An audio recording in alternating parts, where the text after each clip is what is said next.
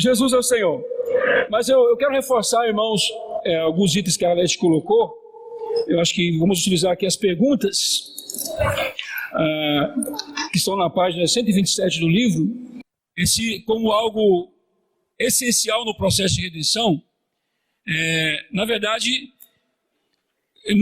isso não é uma base para dizer que o homem pode nascer várias vezes, né?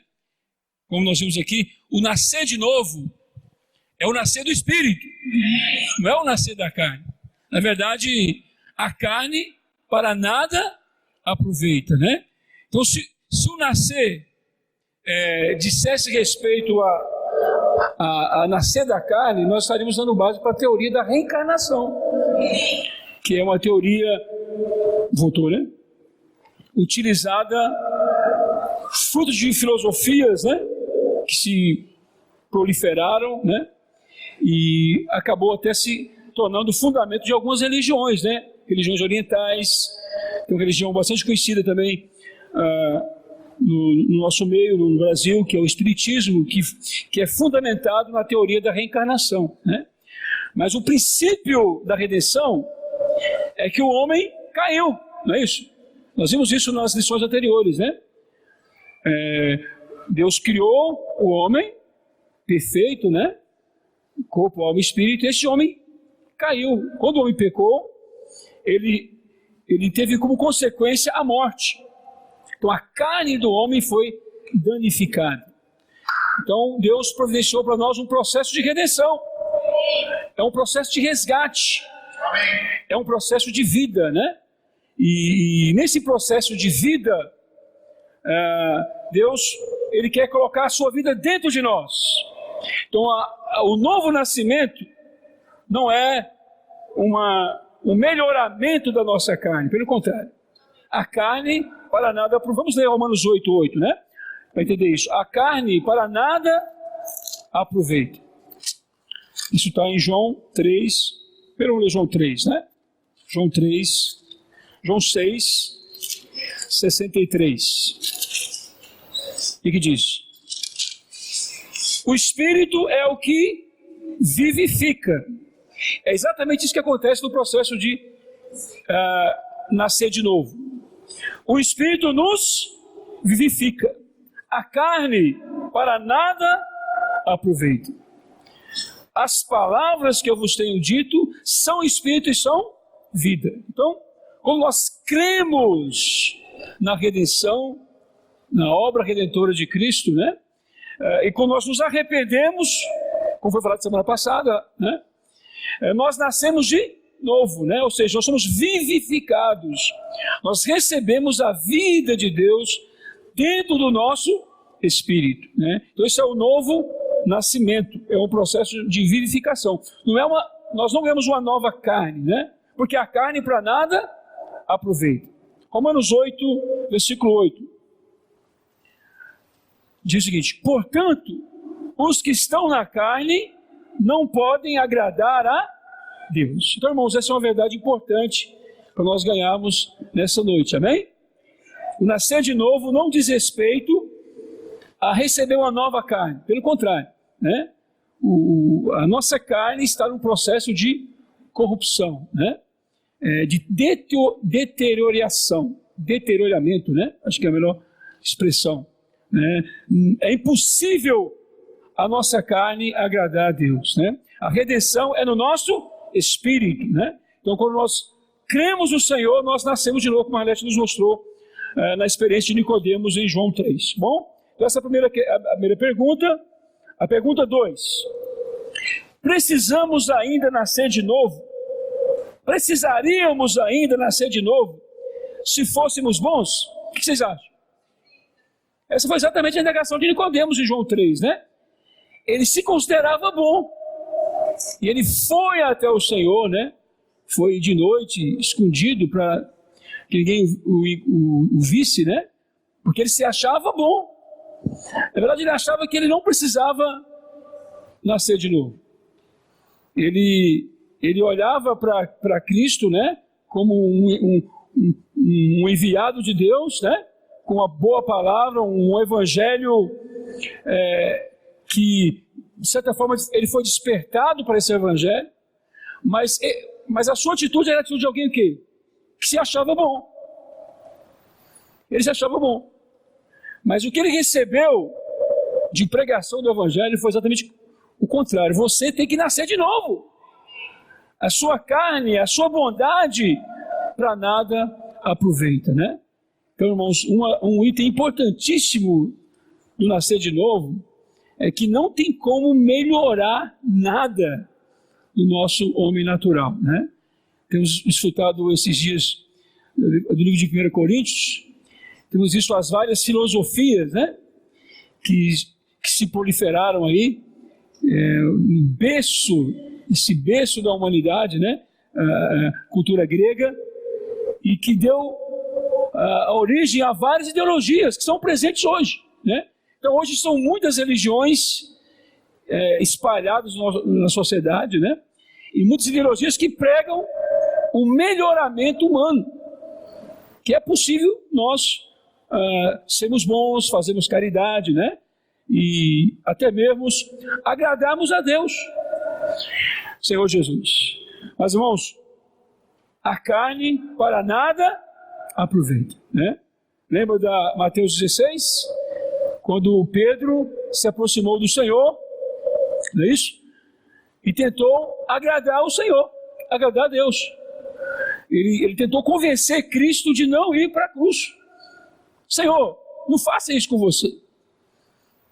Você não merece ir para a cruz.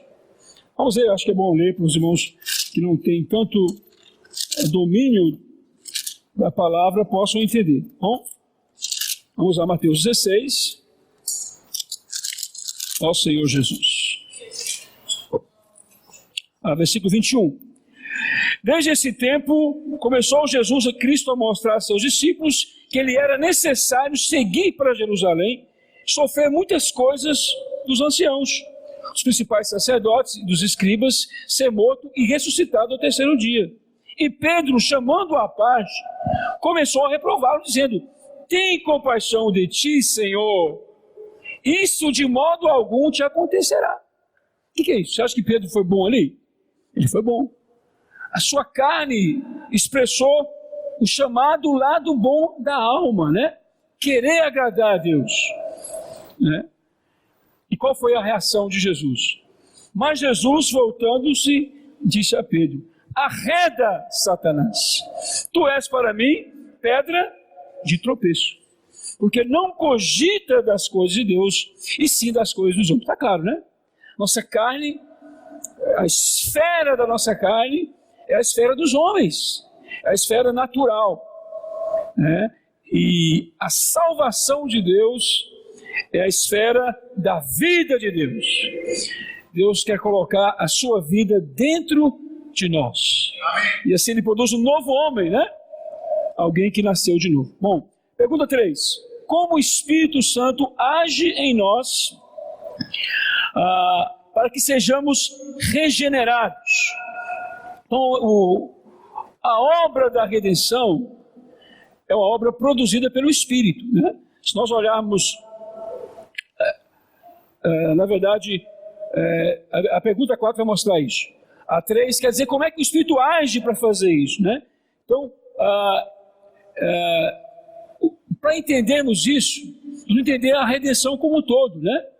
Porque o processo da redenção consiste em vários passos dados por Cristo, né? Em João 3,16 fala o quê? Que Deus enviou o seu Filho ao mundo, não é isso? Para que todo aquele que nele crê não pereça, mas tenha a vida eterna. Então, quando Jesus veio ao mundo, ele não caiu aqui de paraquedas e pronto. Houve um processo. Esse processo é o processo da redenção, né? Composto por quais etapas? Primeiro, a encarnação. Então, Deus se fez carne. Está lá em João capítulo 1. E habitou entre nós, cheio de graça e de verdade. Então houve um processo de encarnação, houve um processo de viver humano, não é isso? Jesus viveu nessa terra por 33 anos e meio, né? Ele viveu como homem, né? Um cordeiro sem defeito. Tem vários itens que mostram isso. Tem que falar bem rápido, não tem tempo para explicar isso, né? Viver humano, ele morreu, terceiro item, né? Ele ressuscitou, e quando ele ressuscitou, ele se tornou o quê? O Espírito que dá vida. Isso está em 1 Coríntios capítulo 15. Vamos lá. Para vocês entenderem aqui como é que o Espírito age em nós. 15:45. Pois assim está escrito: o primeiro homem, Adão, foi feito alma vivente. O último Adão, porém, é o quê? É Espírito que dá vida. Então esse último Adão é o próprio Jesus em ressurreição, né? No processo final da redenção, quando ele ressuscitou, ele se tornou o Espírito que dá vida, né? João 7 também mostra isso. João 7.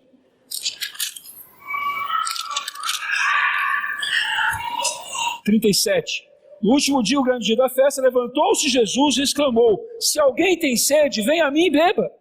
Quem crer em mim, como diz a Escritura, do seu interior fluirão rios de águas vivas. Isto ele disse com respeito ao Espírito que haviam de receber os que nele crescem. Pois o Espírito até aquele momento não havia sido dado, porque Jesus não havia sido ainda glorificado. Então Jesus não havia completado ainda o processo da redenção, né? Então quando ele passou pela morte, passou pela ressurreição, ele se tornou o Espírito.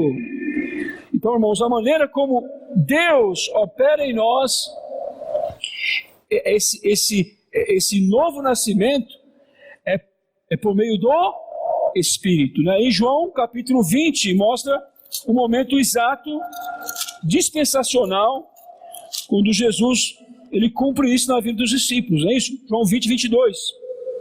Havendo dito isso, soprou sobre eles e disse-lhes: recebei o Espírito Santo. Então, nesse momento, Jesus já havia sido glorificado. Ele já era o Espírito, né?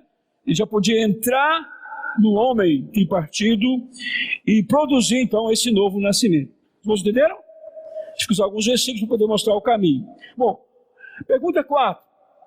Que meios ou instrumentos o Espírito de Deus usa para que ganhemos a vida divina? Vamos entender isso lendo o capítulo 16 de João. João capítulo 16, versículo 8. Versículo 8. Do 7. Mas eu vos digo a verdade. Convém-vos que eu vá, porque se eu não for, o Consolador não virá para vós outros. Se porém eu for, eu vou-lo enviarei. Por que Jesus falou isso, irmãos? Porque ele não havia ainda passado pela morte e ressurreição, né? Nesse diálogo com os discípulos. Então ele estava dizendo o que ele faria. E quando ele viesse, aqui está no versículo 8, né?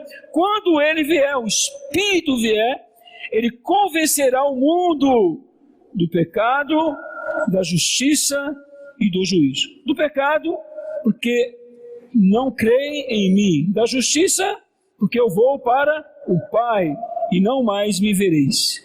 Ou não me vereis mais. Do juízo, porque o príncipe deste mundo já foi julgado.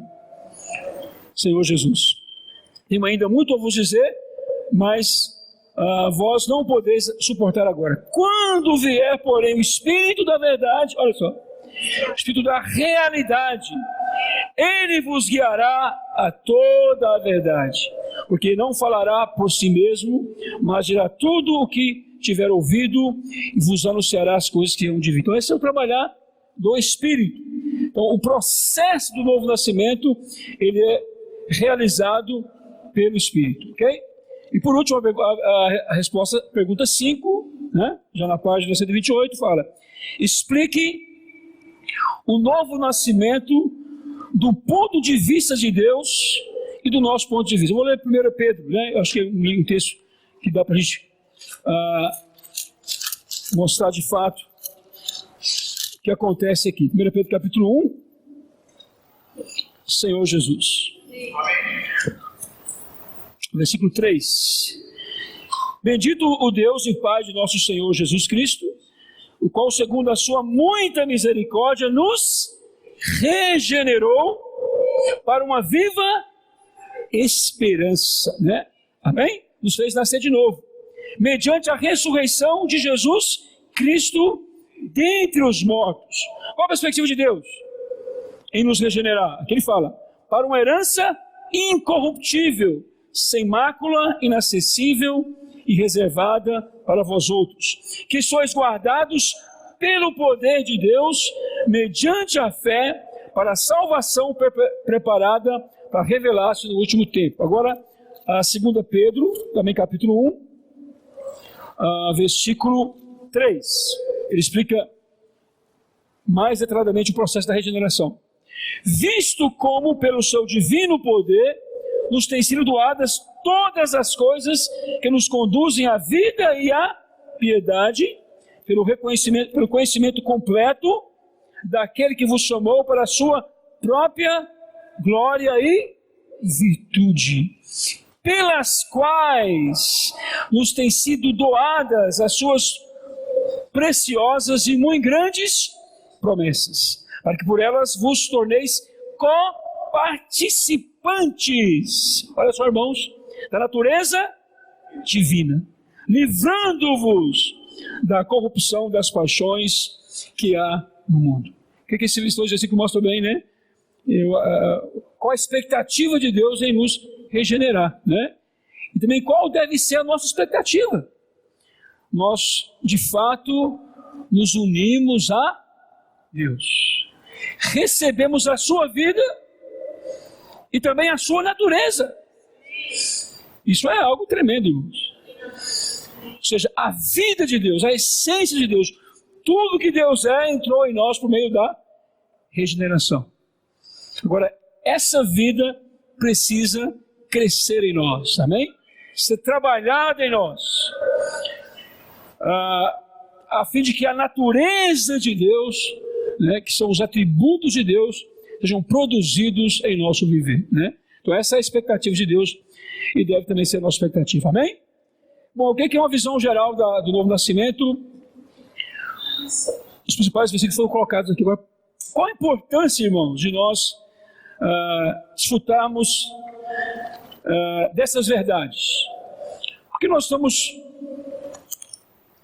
sábado após sábado, né, ministrando essas palavras para os irmãos, né? Temos introduzido as irmãs também para introduzir essas mensagens, também serem aperfeiçoadas, né? Qual é o nosso objetivo? Qual é o nosso foco? Nosso foco, irmãos, não é ganhar um mero conhecimento. Nós não estamos querendo nos tornar irmãos cabeções, que conhecem a verdade como letra. Esse não é o nosso objetivo. Na verdade, nós decidimos nada saber. Nosso foco é Cristo. O conhecimento, irmãos, é perigosíssimo. Perigosíssimo. E nós temos visto, olhando para a igreja em Corinto, o quanto que o conhecimento, que o saber humano pode se tornar um forte laço na vida de um cristão. Paulo mostra isso para nós. O conhecimento, ele pode tirar a nossa simplicidade, a nossa pureza. Então o que fazer? Decidi nada saber. Então eu vou pegar esse livro e vou deixar em casa. Eu não vou ler mais a Bíblia, só vou orar e invocar o nome do Senhor. É isso? Pelo contrário. Muito mais nós precisamos dos fundamentos da fé cristã. Senhor Jesus. Precisamos ganhar a essência da fé cristã. A essência das verdades do Evangelho precisam ser fundamentadas em nós. Até para nos guardar de sermos influenciados, né, por esse mundo, pelas ideologias que estão impregnadas aí por todos os lados, né? Senhor Jesus. Então, qual a maneira de buscarmos o conhecimento? precisamos, irmãos, de buscar o conhecimento vivo de Cristo. O nosso foco tem que ser Cristo. Ao ler a sua Bíblia, ao ler esse livro, o seu foco tem que ser ganhar Cristo, ganhar a experiência de Cristo. Na conferência foi usado de jovens, né? Um texto muito conhecido nosso, que é Lucas 24. Vou só citar, que nós vamos terminar 8h30, né? Ficou difícil agora. Muita coisa para falar. E Lucas 24 nos mostra a experiência dos discípulos a caminho de Emaús. Versículo 13 em diante. 2 discípulos que conheciam muito bem a respeito de Jesus. E nesse texto, do versículo 13 ao versículo 35, eles têm um diálogo com o Senhor. E a moral da história aqui, irmãos, é que apesar deles conhecerem tudo sobre o Evangelho, eles estavam se afastando do Evangelho. E Cristo foi até eles, em ressurreição, um Cristo vivo. E eles não perceberam esse Cristo. Não perceberam. E dialogaram com Cristo, né? Demonstraram conhecer. Até perguntaram aqui, você não sabe o que está acontecendo aí? Cristo Nazareno, tal. Mas essa experiência foi deixada aqui para nós como advertência para nós, né? Em determinado momento Jesus se revelou para eles, né? Sutilmente. Começou a falar as Escrituras para eles. Começou a mostrar um conhecimento vivo, real, subjetivo. E eles começou a cair a escama dele. Puxa, daqui a pouco, quando eles iam falar que é Jesus, Jesus saiu. Ele saiu do meio deles, porque ele estava em um corpo glorificado, né? Por que Jesus fez isso? Para mostrar para eles que faltava para eles uma experiência subjetiva do Evangelho, das verdades do Evangelho. Então não basta conhecer. O conhecimento da letra, precisamos de uma experiência subjetiva. Irmãos, se o meu conhecimento de Cristo não está me levando para mais próximo dele, da sua cruz,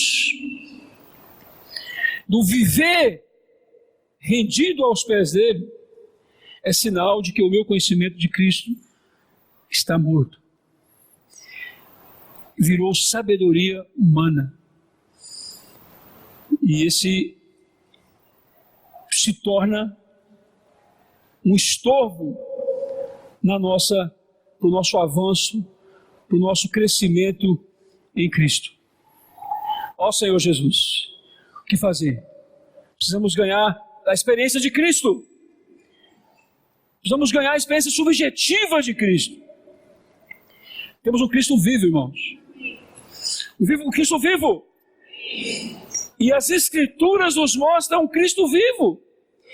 Esse Cristo que se apresentou aqui para eles também se apresenta em Atos, né? Olha só o que diz em Atos. Atos capítulo 1, versículo 3. A esses também, depois de ter padecido, se apresentou vivo, com muitas provas incontestáveis, aparecendo-lhes durante 40 dias e falando das coisas concernentes ao reino de Deus. Um Cristo vivo. Jesus é o Senhor.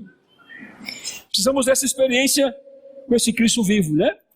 Nesse texto aqui, os discípulos tiveram uma experiência maravilhosa de contemplar o Senhor, de tocar no Senhor, de desfrutar o Senhor, né? Mas mesmo assim, se nós olharmos aqui na sequência, eles ainda faltava realidade, né? Olha só, versículo 6 de Atos. Então os que estavam reunidos lhes perguntaram: Senhor, será esse o tempo em que restaures, ou que restaurarás o reino de Israel? O que é isso, irmãos? Esta pergunta mostra o quê? Que o foco deles não estava em Cristo. O restaurar o reino de Israel era algo muito forte para os judeus, né? Tinha um significado grande para eles. E os judeus buscavam sinais.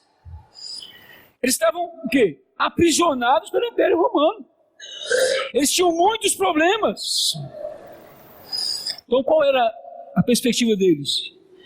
Era um Cristo que viesse resolver os seus problemas. Senhor Jesus. E na verdade, irmãos, Cristo não veio para resolver os nossos problemas. Ele veio para nos matar, para nos eliminar. E os problemas são necessários para isso. Por isso que o Senhor respondeu para eles ali, ó: mas recebereis poder ao descer sobre vós o Espírito Santo. O Cristo que é o poder de Deus, irmãos, não é o Cristo que vai resolver nossos problemas, não. É o Cristo que vai nos eliminar por meio da sua cruz. Então, esse é um grande segredo que Jesus trabalhou naquele grupo de discípulos naquele momento. E depois Paulo vai replicar isso na carta aos primeiros Coríntios, né? Porque os judeus buscam sinais. E os gregos buscam o quê? Pior ainda. Porque os gregos, eles não se importam com os problemas, mas eles buscam soluções naturais para os problemas. Olha só, enquanto os judeus não querem problemas, os gregos buscam soluções naturais para os problemas. Por isso que surgiram tantas filosofias, né? E ideologias que estão impregnadas aí fora. 27 séculos, né? 27 séculos de influência da cultura grega, buscando soluções para os problemas do homem, né? E quanto a nós, o que nós vamos decidir? 1 Coríntios 2:2. Porque decidi nada saber entre vós, senão a Jesus Cristo e este crucificado. Aqui está o poder de Deus. Jesus é o Senhor. Então, nós possamos buscar esse Cristo vivo, né? Semana após semana, ao entrar nessas verdades, né? E vamos tentar acertar semana que vem, né, Roberto? Semana que vem vai ser sobre o ser batizado, né? São os passos da redenção é um pacote só, né? Nesse livro são verdades básicas. Ele não vai trabalhar todos os detalhes que nós vimos nas 40 lições, né? Mas são passos importantíssimos. Que esses passos sejam vivos para nós. O nosso crer seja um crer vivo. Amém? O nosso arrepender seja um arrepender vivo. O nosso nascer de novo seja vivo, cheio de realidade, cheio de Cristo, né? Ó Senhor Jesus. E possamos ter uma experiência mesmo de nascer de novo, né? Uma experiência, uma realidade do batismo, onde nós andamos e vivemos por uma nova vida em Cristo Jesus, né? É isso aí. Que o Senhor possa nos abençoar e nos dar esse conhecimento vivo de Cristo. Senhor Jesus, louvamos a Ti por essa comunhão, essa palavra de luz e vida para nós, Senhor. Queremos crescer em Ti. Senhor Jesus, focarmos em Ti, Senhor. Ganhamos experiência subjetiva com a Tua palavra, de fato, produzir em nós poder, produzir vida, produzir experiência subjetiva. O Senhor cresce mais em nós, Senhor. Obrigado pelo novo nascimento, obrigado pela Tua redenção, maravilhosa. Teu Espírito que entrou em nós, nos deu uma nova vida, queremos andar por essa nova vida, viver por essa nova vida, unidos a Ti, como co-participantes da Tua natureza divina. Trabalha cada dia em nós, Senhor, cresce mais em nós. Ó Senhor Jesus, louvado seja o Senhor. Aleluia!